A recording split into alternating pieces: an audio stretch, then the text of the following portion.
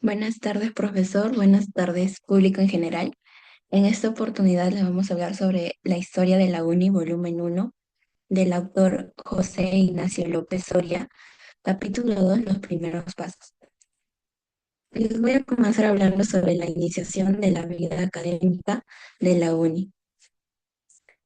La historia de la Universidad Nacional de Ingeniería, originalmente conocida como la Escuela Especial de Ingenieros de Construcción Civil y de Minas, comienza formalmente el 23 de julio de 1876, fecha en la que se celebró su ceremonia inaugural en el Salón de Actos de la Universidad en Lima.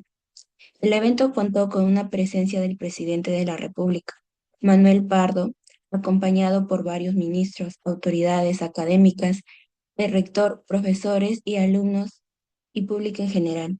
Esta ceremonia marcó el nacimiento de la institución destinada a formar profesionales para el desarrollo técnico e industrial del Perú.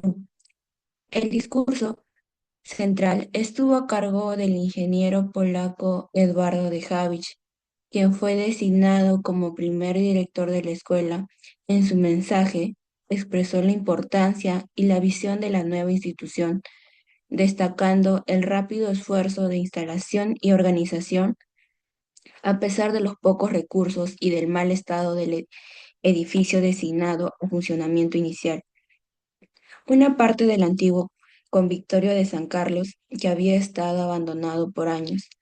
Habich explicó: tras la emisión de los decretos de fundación en marzo y mayo de 1876, comenzaron de inmediato los trabajos de adecuación del local y la organización del plan de estudios.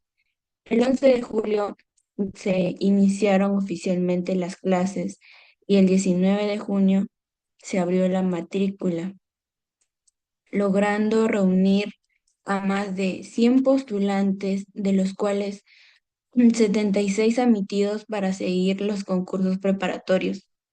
El cuerpo docente cuidadosamente seleccionado estaba compuesto en su mayoría por ingenieros del Estado. Ellos aceptaron con compromiso y entusiasmo la responsabilidad de enseñar, siendo además colaboradores activos de la organización interna de la escuela. Algunos cursos especializados también fueron habilitados y se trabajó desde el inicio con un enfoque sistemático y práctico, especialmente en el área del dibujo técnico. Habich resaltó que las divisiones académicas estaban diseñadas para atender las necesidades más urgentes del país: la expansión de las vías de comunicación, la explotación de recursos mineros, el desarrollo industrial y en especial la agricultura, que dependía de obras hidráulicas por irrigación. Se proyectaba también ampliar los estudios conforme lo indicaban en el tiempo y la experiencia, y evitar sobrecargar innecesariamente a los estudiantes. Se estableció un consejo de perfeccionamiento encargado de revisar y ajustar los planes académicos, y se anunció la creación de los Anales de la Escuela, una publicación técnica que serviría para dar a conocer los avances de los profesores, alumnos y especialistas externos. Uno de los momentos más destacados del discurso fue el agradecimiento a las autoridades políticas, en especial al presidente Pardo, en su ministro de Instrucción, por su visión, constancia y apoyo decisivo. Según Habich, sin su impulso la escuela no habría existido ni tampoco una base tan sólida. El acto concluyó con un breve discurso del presidente Pardo, quien declaró oficialmente inaugurada la Escuela Especial de Ingenieros, un momento histórico que marcó el comienzo de una institución que, aunque atravesaría momentos difíciles como la ocupación de Lima durante la Guerra del Pacífico, se consolidaría con los años como uno de los pilares de la educación técnica y científica del Perú. Ahora vamos a hablar sobre el personal docente y administrativo. Comenzaremos con los primeros nombramientos. Desde la aprobación del Reglamento Orgánico de la Escuela Especial de Ingenieros de Construcción Civil y de Minas, el 18 de marzo de 1876, sus organizadores pusieron especial énfasis en contar con un cuerpo de docente capacitado y comprometido. El primer paso en esta dirección se dio por el decreto del 9 de mayo del mismo año, cuando se nombró como director al ingeniero Eduardo de Javich y se designaron los primeros profesores para la selección de construcciones civiles. Para la selección de minas se designó a Pedro Jacobo Blanc y a José Sebastián Barranca, mientras que los cursos de topografía y dibujo serían compartidos por alumnos de ambas especialidades. Si bien el reglamento establecía el inicio simultáneo de dos secciones especiales y preparatorias, en la práctica solo se implementó esta última, lo que exigió la contratación adicional de docentes. Así, mediante el decreto del 25 de julio de 1876, el ministro de Instrucción, Manuel Odriozola, estableció la creación de una clase especial de revisión de matemática para preparar adecuadamente a los estudiantes recién ingresados. El doctor José Granda fue designado para dictar esta materia, con un sueldo anual de 1.200 soles, convirtiéndose así en uno de los pilares académicos de la escuela por más de 3 décadas. Ese mismo día, el Consejo Directivo autorizó a nombrar 3 profesores adjuntos con un sueldo de 600 soles anuales para apoyar a los titulares. Unos días antes, el doctor Pedro Rodríguez había sido nombrado profesor de Economía Política y Nociones de Estadística. Sin embargo, la doble condición de algunos profesores como empleados estatales generaba tensiones, ya que existía el riesgo de que sus funciones fueran interrumpidas por comisiones fuera del IMSS. Antes esta situación, el gobierno declaró que se les eximiera de estas comisiones durante 6 meses, salvo que sus adjuntos pudieran suplirlos sin perjuicio de la enseñanza. En la práctica, varios docentes enfrentaron dificultades para compatibilizar sus responsabilidades. Por ejemplo, inicialmente declinó su nombramiento, aunque más tarde se integró a la escuela y asumió incluso de su dirección. Otros, como Brugada, renunciaron debido a un compromiso externo, siendo reemplazados oportunamente. Uno de los casos más destacados fue el del arquitecto Teodoro El More, quien no solo asumió las clases de arquitectura y croquis, sino que también colaboró activamente con Javich en tareas administrativas y el proyecto de refracción local. Su estrechamiento fue de amplia correspondencia con el director, la cual permitió construir con gran detalle cada ámbito y con mucha dedicación. Completando el cuadro profesional, a lo largo de los años siguientes se fue consolidando un cuerpo docente más estable. La estrategia de recurrir a ingenieros del Estado como profesores ofrecía ventajas, especialmente en términos de experiencia y conexión con los procesos técnicos del país. Sin embargo, también presentaba obstáculos, ya que sus múltiples obligaciones como empleados públicos interferían con su labor académica. Esto conllevó a que progresivamente los adjuntos asumieran mayores responsabilidades y terminaran constituyendo el núcleo del profesorado principal. A pesar de las dificultades, el plantel docente siguió creciendo. A partir de 1880 se inició un proceso de autoabastecimiento de docentes, incorporando como profesores adjuntos y egresados a distinguidos profesores de varias instituciones.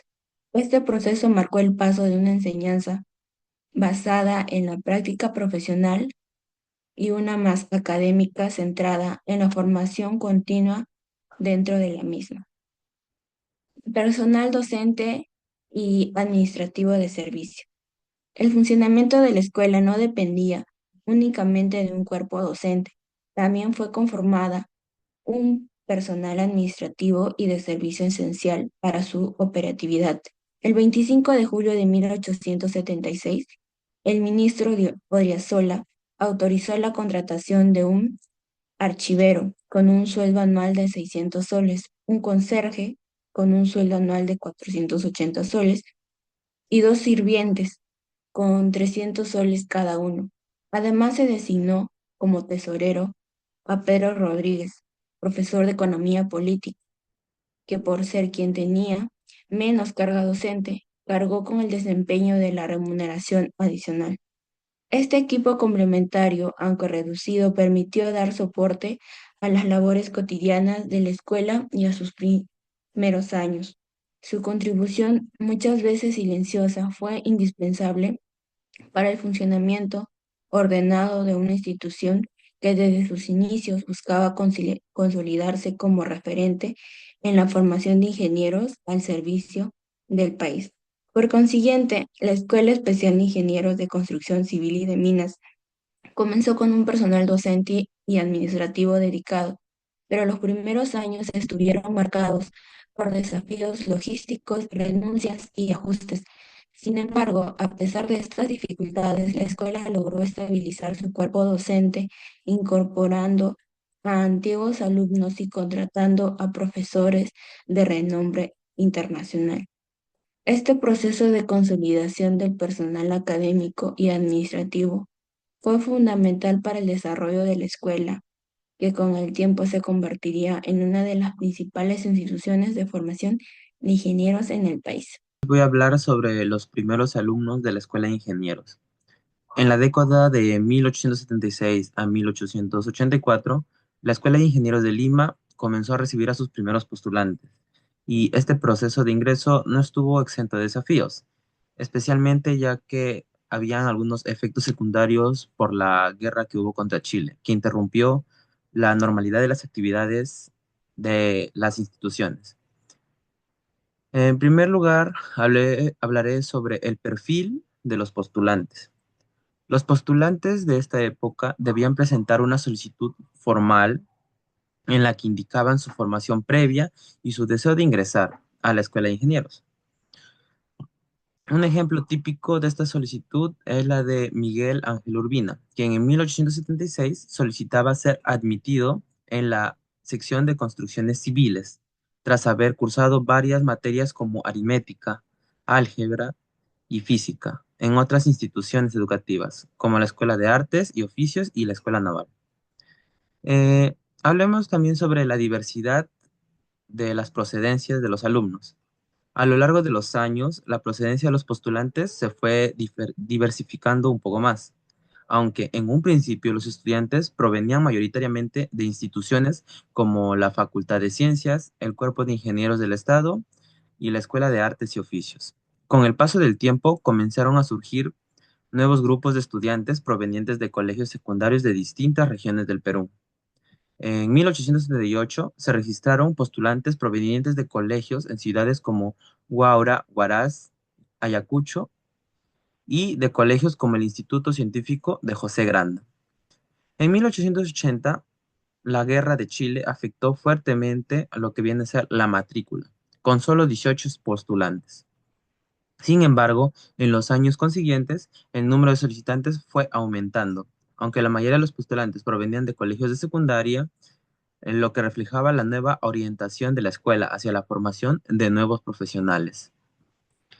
Otro punto importante es el perfil social y profesional de los postulantes. Una característica destacada es que muchos de los postulantes eran hijos de profesionales, incluidos ingenieros y profesores, lo que sugiere que la escuela de ingenieros no era un medio de movilidad social ascendente, sino más bien un mecanismo de consolidación de estatus social. La escuela comenzaba a ser vista como un medio para mantener y fortalecer el estatus social de ciertas familias que ya pertenecían a la élite profesional. Este hecho es un poco interesante porque en esta época subraya una de las funciones iniciales de la Escuela de Ingenieros. No solo formar nuevos ingenieros, sino también consolidar una clase profesional ligada al desarrollo del país, particularmente en áreas como la minería, la infraestructura y la ingeniería civil. A medida de que la escuela va evolucionando, comenzó a aceptar cada vez a más estudiantes provenientes de colegios secundarias o profesionales con una formación técnica, que no solo serían ingenieros en el sentido clásico, sino también líderes de proyectos y negocios en sectores claves para la economía peruana, como por ejemplo la minería. Ahora también tengamos en cuenta el impacto de la escuela en el contexto social y político. A medida que los primeros ingenieros o los primeros alumnos que se transformaron en ingenieros egresaban de la escuela, se notaba una creciente vinculación entre la escuela de ingenieros y la burguesía minera. Muchos de los alumnos procedían de familias relacionadas con la minería, lo que permitió que la escuela desempeñara un papel clave en la consolidación de un grupo profesional, que no solo tenía conocimientos técnicos, sino que también un creciente poder social y económico. Sin embargo, a lo largo de este proceso también emergió una tensión en la relación entre los ingenieros nacionales y los intereses capitalistas. Aunque orientada inicialmente hacia la formación de profesionales capacitados para el desarrollo del país, se vio influenciada por el interés de la minería extranjera, que comenzó a reducir el papel de los ingenieros nacionales a una función más técnica y menos de liderazgo empresarial. En 1884, en cuanto al número de estudiantes, las cifras fluctuaban cada año, reflejando no solo la situación interna de la escuela, sino también el contexto sociopolítico de la época. En 1880, por ejemplo, se registraron 54 alumnos en total, distribuidos entre las secciones de preparatoria, civiles y minas. Este número creció a 55 en 1884, aunque la documentación muestra una variabilidad en la cantidad de alumnos presentes al inicio y al final del curso, especialmente debido a las licencias y ausencias temporales causadas por la guerra y las exigencias económicas. El impacto de la escuela en el desarrollo profesional fue que a medida en que la escuela fue consolidándose, se fue convirtiendo en un centro educativo clave para la formación de ingenieros en el país. Los primeros egresados no solo se recibían una formación técnica en ingeniería, sino también una educación que les permitiría asumir roles de liderazgo en el país, particularmente en el sector minero, que era lo crucial para la economía peruana en esa época. Con el tiempo, la Escuela de Ingenieros pasó a ser de una institución destinada a especializar profesionales con experiencia a una escuela de formación de nuevos ingenieros, lo que ayudó a aumentar el número de profesionales con calificados del país. Ahora les hablaré sobre los primeros graduados eh, de 1884. Durante los primeros años de la Escuela de Ingenieros, entre 1880 y 1884, el número de graduados fue limitado, pero su impacto fue significativo para la historia de la educación en ingeniería en el Perú. Solo 5 estudiantes lograron graduarse como ingenieros hasta el año de 1884, y sus historias reflejan tanto las dificultades de la época como las oportunidades que ofrecía la nueva institución.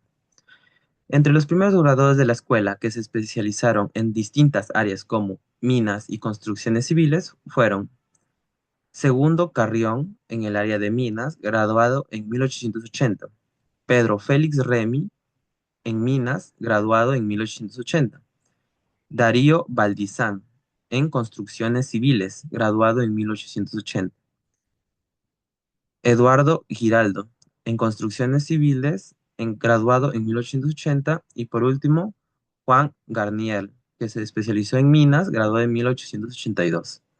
Estos graduados no solo fueron pioneros en la ingeniería peruana, sino que en muchos casos se convirtieron en figuras claves en el desarrollo de la infraestructura y la industria minera del país. Ahora, la trayectoria académica y profesional de estos graduados. Los primeros graduados de la escuela tenían antecedentes académicos y profesionales muy interesantes. Por ejemplo, Darío Valdizán, quien era natural de Huaraz, había estudiado en la Escuela de Artes y Oficios y ya era un ayudante en el Cuerpo de Ingenieros del Estado antes de ingresar en 1876. Tras completar su formación en la Escuela de Ingenieros, en 1880 fue declarado apto para ejercer como ingeniero y recibió una beca para perfeccionarse en Europa. Esta beca estaba destinada a los estudiantes más destacados y era un premio por su esfuerzo esfuerzo académico. Otro graduado destacado de la Escuela de Ingenieros fue Pedro Félix Remy, quien también provenía de Lima, y tras haber estudiado en la Facultad de Medicina, decidió estudiar ingeniería, al igual que Valdizán. Remy fue reconocido como el mejor de su promoción y se beneficiaba de una beca. para estudiar en Europa. Su carrera, sin embargo, no se limitó solo en el campo académico.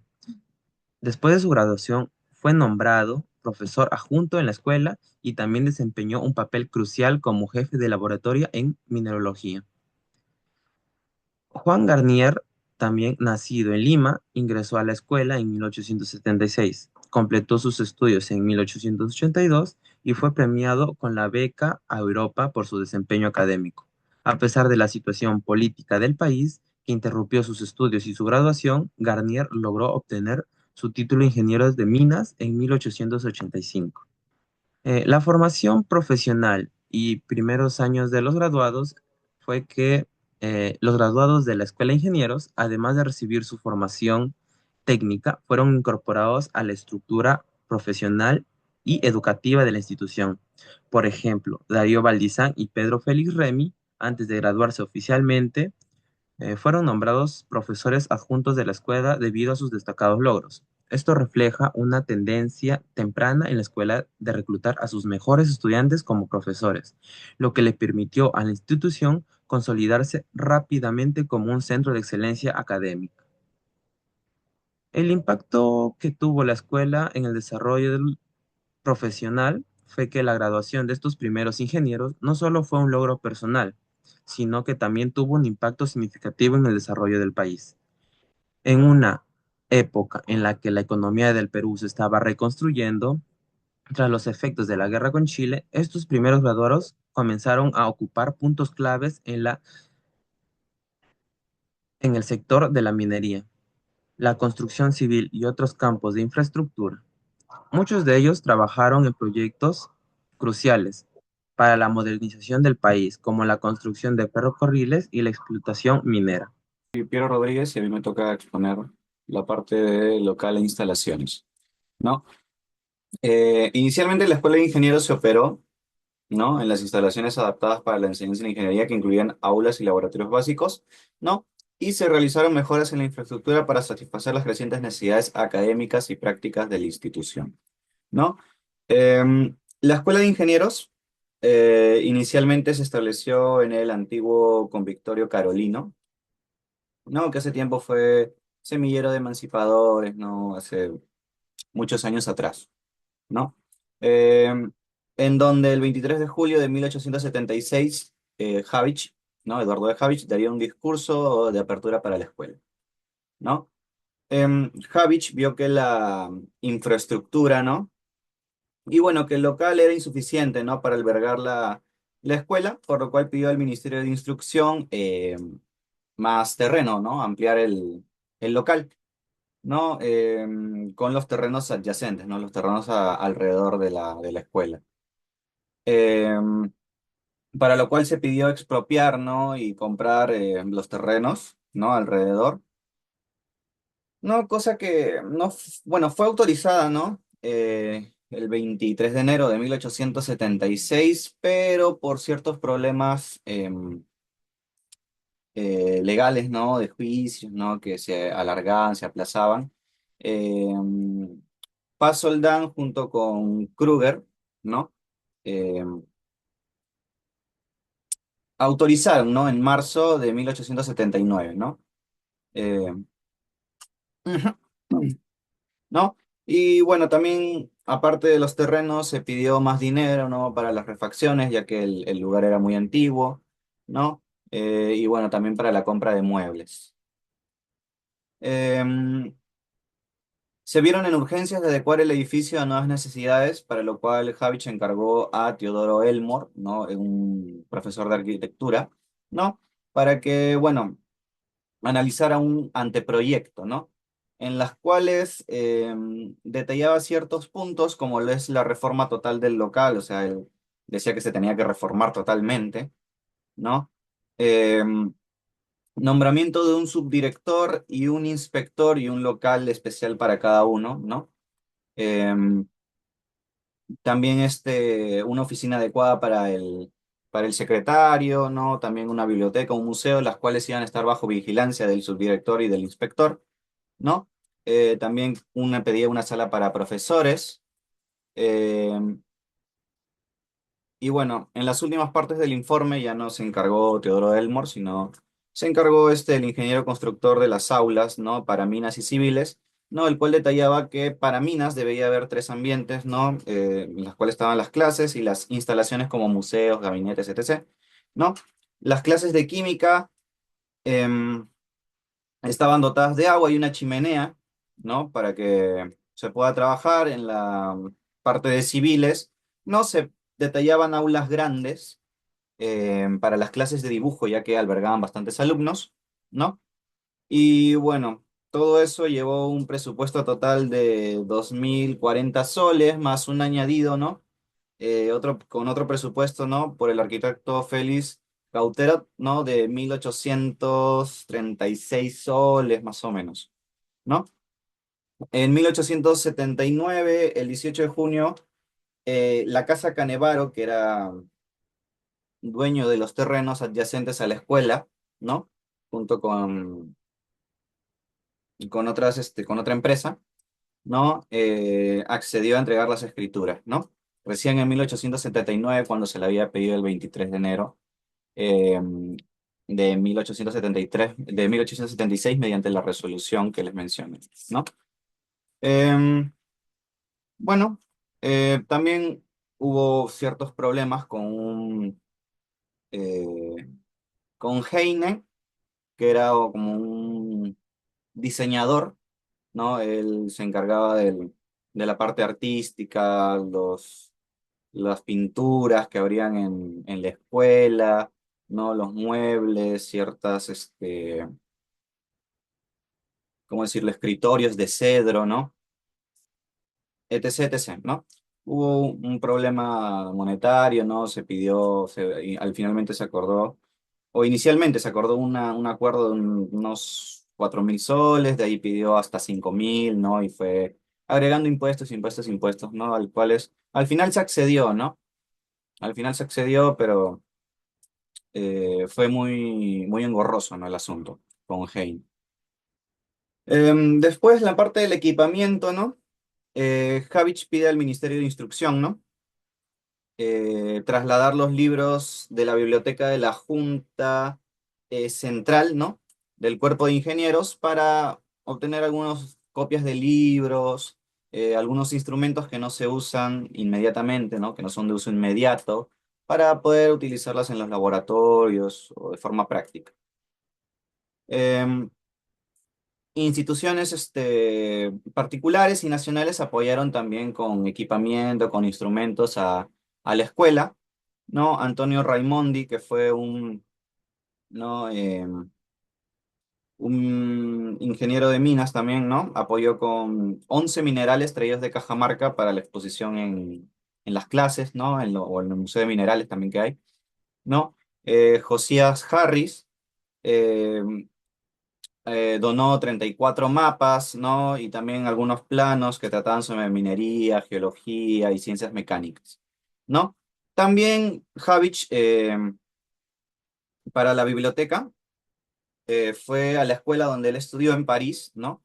Es eh, la escuela de puentes y calzadas, ¿no?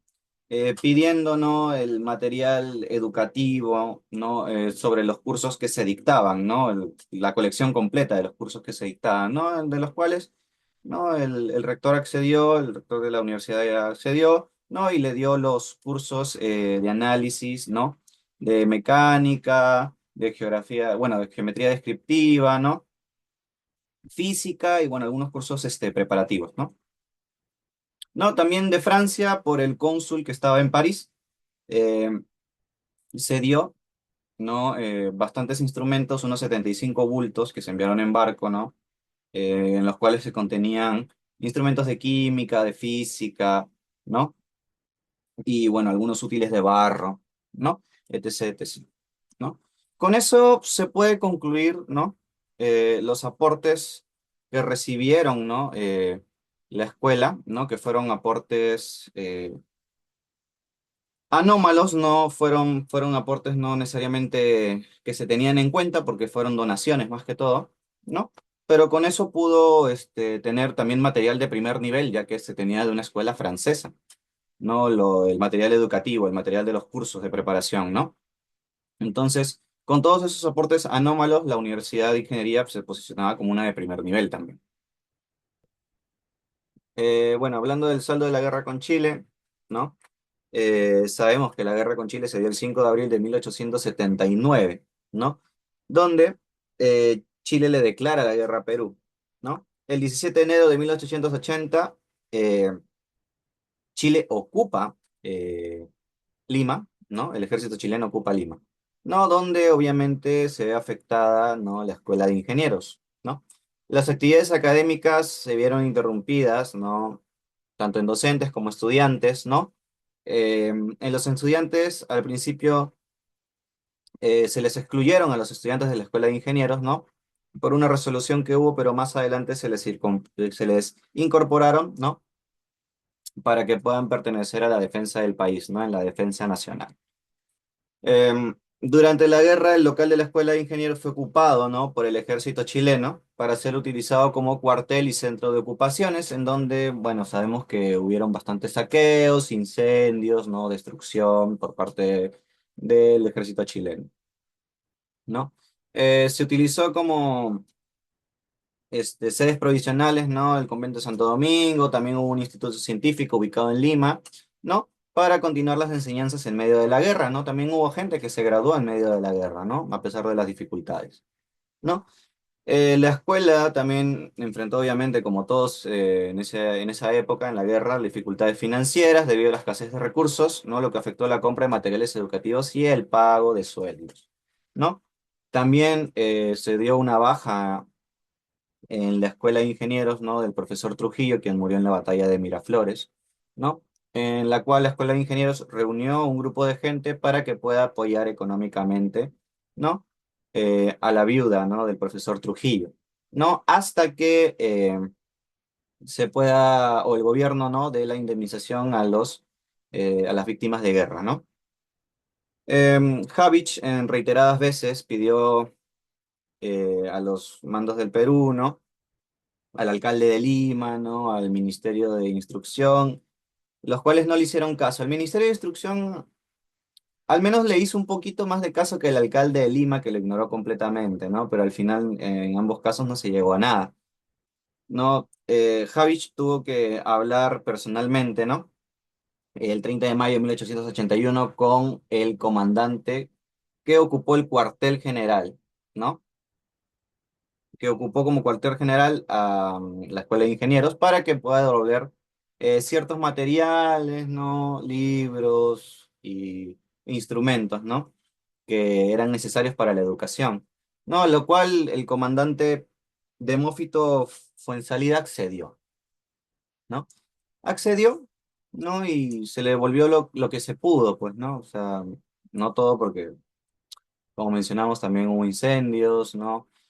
En el capítulo pasado mencionamos que también Havich con algunos jefes de la escuela, ¿no? Habían sacado en carretillas, ¿no? Algunos documentos, ¿no? Eh, que podían datar de la historia, ¿no? Del presupuesto, ¿no? Y bueno, gracias a esa acción de Havich con el comandante Fuensalida, ¿no? Se pudo recuperar estos documentos, ¿no?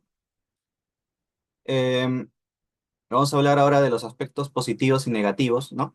Los aspectos positivos fueron el compromiso de la lucha por el país, la contribución a la sociedad, ¿no? Jóvenes graduados a pesar de las adversidades, ¿no? En la guerra, ¿no? Y el resurgimiento de la universidad. Los aspectos negativos son más, ¿no? O bueno, más graves, ¿no? Suspensión de actividades académicas, escasa inversión del Estado en la educación, escasez de recursos como materiales educativos, ¿no? Y saqueo y destrucción de libros y también muertes, pues, ¿no? Como la del profesor Trujillo, ¿no? Esto fue todo, espero que les haya gustado. Es eh, esta parte de acá del libro, ¿no? Muchas gracias.